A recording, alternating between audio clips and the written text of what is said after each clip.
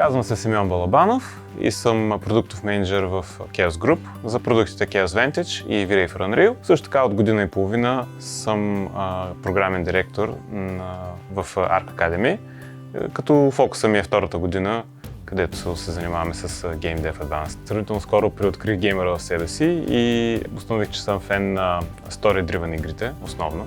Сега изигравам разни игри, които дори ми липсват в геймърския бекграунд, като Beyond Good and Evil и подобни.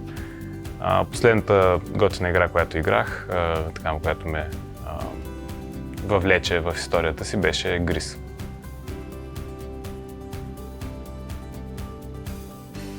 Работата на програмния директор е да се погрижи, че всяка една дисциплина в Game Development Pipeline е включена в нашата програма и добре представена, за да може нашите студенти да изберат най-добре или това, което най-много им пасва. Също така, моята лична цел за нашата програма беше и да помогна студентите да разберат не само кое най-много им харесва като дисциплина, а и в кое най-добре се представят, кое най-добре отговаря на техните умения. Понякога път тези неща са две различни, понякога път са едно и също. На всеки пожелавам да са едно и също нещо, това, което харесва и това, в което е добър да са една и съща дисциплина, но понякога не е. И целта на програмата, която разработвахме, беше да може студентите да идентифицират тези две неща и да направят информирано решение и да тръгнат по посоката, в която смятат, че е по-добре за тях. Но с това колко е трудно, време отнемащо със сигурност, изисква се доста проучване на различните дисциплини, доста проучване на тези дисциплини, разговори с професионалисти и намиране на връзките между всичките тези стъпки на гейм девелопмента и също така да намеря начин как да се представят по смислен начин в самата програма, като една част от това представяне също е и групов проект, в който симулираме и работата на едно студио, минавайки през всички стъпки на геймдев процеса.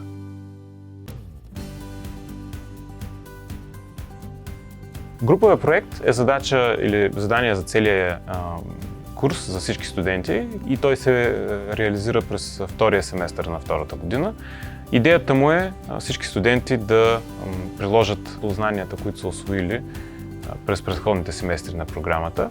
Като за мен най-важното е студентите да се представят добре като един екип, да сформират добре екипа и да демонстрират, развият и подобрят своите soft skills, основно даването на обратна връзка, комуникацията и общо взето работа в екип. Другата цел на общия проект е също и да минат през стъпките на Game Development процеса, както едно студио би минало, за да могат те от първа ръка да се запознаят с проблеми, които биха изскочили, да видят как могат да решат тези проблеми, също така накрая да сформират едно в портфолио. Самия общ проект представлява една игра, която всички работят за да завършат, но успешното изпълнение на самата игра ще е и демонстрация на успехът, на техния успех или неуспех да бъдат и общо да работят заедно в един екип. Защото ако успеят, играта ще се получи накрая и ще бъде достатъчно добра за представяне на техните умения. Ако не успеят, сами ще видят колко трудно е всъщност да се мине през една такава игра. И разбира се, ние се грижим с менторство и помощ винаги да има успех на този проект. Въпросът е, че пътя на всеки един такъв проект ще бъде различен, в зависимост от студентите, които участват вътре и ще бъде изпълнен с различни предизвикателства, ще реши различни проблеми.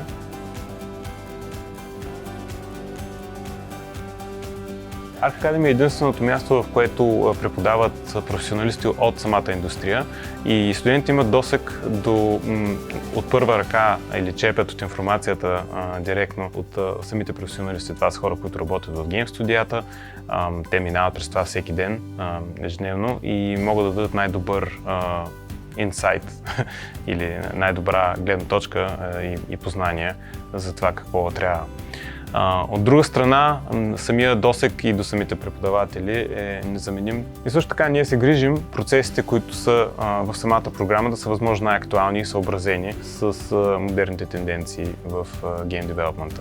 Благодарение на нашите преподаватели и партньори, разбира се.